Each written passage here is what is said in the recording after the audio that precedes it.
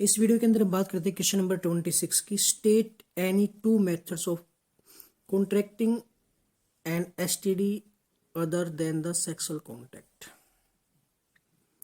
मतलब जो sexual contact होता है उसके अलावा हम किस तरीके से जो सेक्सुअल ट्रांसमिटेड डिजीज होती हैं उनको कैच कर सकते हैं, मतलब हमें लग सकती हैं वो, ये हमें यहाँ पे बताना है इस क्वेश्चन के अंदर। तो देखते हैं।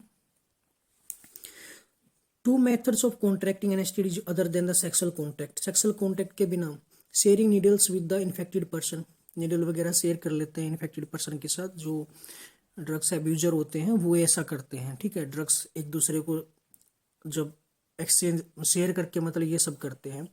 ट्रांसफ्यूजन ऑफ एसटीडी अनस्क्रीन्ड ब्लड, मतलब कई बार ऐसा भी हुआ है जो ब्लड ट्रांसफ्यूज करते टाइम पे बिना उसको चेक के ही ट्रांसफ्यूज कर देते हैं, ठीक है।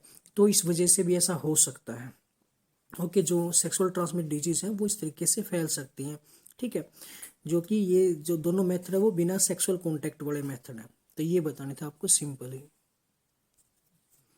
नेक्स्ट क्वेश्चन है, how can people practice safe sex to avoid contracting and STDs.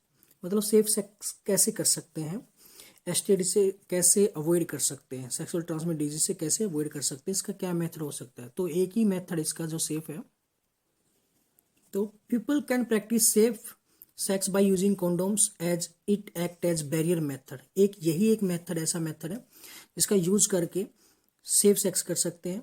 एक तरीके से बैरियर मेथड के अंदर आता है, तुमसे बैरियर मेथड भी पूछ सकता है। Barrier method of contraception and does not allow entry of semen into vagina. ये इस मेथड में क्या होता है, सीमेन वेजाइना के अंदर नहीं जाता है, उसको रोक देता है, वो कॉन्डोम्स के अंदर ही रह जाता है। Therefore prevent STDs and avoid chance of pregnancy. इसमें जो पेनिस और वेजाइना उसका कॉन्टैक्ट ही नहीं होता है तो ऐसी कोई डिजीज फैल नहीं सकती, ठीक है। ओके, एक तरीके से कवरिंग हो जाता है, पेनिस की कवरिंग हो जाएगी तो वेजाइना कॉन्टैक्ट में नहीं आएगा वो, बस। ओके, तो वही एक मेथड था। अब हम देखते हैं क्वेश्चन नंबर नेक्स्ट है जो, if A women is using copper T. अगर कोई वुमेन वो कॉपर टी यूज कर रही है, will it help in protecting her from sexually transmitted disease. क्या वो उनको एसटीडी से बचाएगी, कॉपर टी का यूज करिए। एनसीईआरटी से लिया गया, एनसीईआरटी के अंदर भी क्वेश्चन है, तो ऐसा तो नहीं है। तो no, copper T does not prevent the transmission of sexual transmitted disease, क्योंकि कॉपर टी ऐसा काम नहीं करती है, एसटीडीज वगैरह से नहीं बचाई। कॉपर टी बस किसके लिए होती है, copper T only prevent implantation, बस वो इम्प्लांटेशन प्रिवेंट करती है। और ये बात भी याद रखनी है तुम्हें कि कॉपर टी क्या करती है, वो इम्प्लांटेशन प्रिवेंट करती है। ओके, ये बात याद रखनी है। The only safe method that can be used to prevent the transmission of sexual transmitted disease condoms. एक ओनली यही मेथड है सेफ है, बस बाकी सभी मेथड में तो रिस्क है। ओके, ये बात याद रखनी, कॉपर टी क्या करती है, प्रिवेंट इम्प्लांटेशन। स्पेशली ये भी पूछ सकते कॉपर टी का क्या काम होता है, ओवुलेशन रोक देना, या स्पर्म की एंट्री रोक देना, या फिर इम्प्लांटेशन रोक देना। तो इम्प्लांटेशन रोक देना उसका फंक्शन है, याद रखना है। नेक्स्ट क्वेश्चन हमारा, write a short note on the family planning. इस तरह क्वेश्चन सीबीएसई जरूर पूछता है। Write a short note on the family planning में देखते हैं क्या क्या बताते हैं।